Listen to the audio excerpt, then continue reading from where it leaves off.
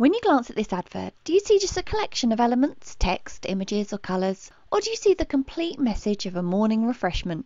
If you're like most people, you'll see the whole message first. This is thanks to a concept called Gestalt psychology, which tells us that our brains prefer to see a complete pattern rather than individual parts. Understanding Gestalt psychology is crucial for marketers. It helps us create ads that are not only visually appealing, but also effective in communicating the right message instantly. Figure ground. This principle helps us design ads that makes the main message pop up against the background, ensuring it catches the viewer's eye first. Similarity. By using similar colours, shapes and fonts, we can group related offers or information, making our ads easier to understand at a glance. Proximity. Placing elements close together suggests a relationship, useful for bundling products or highlighting connected features in promotions. Closure.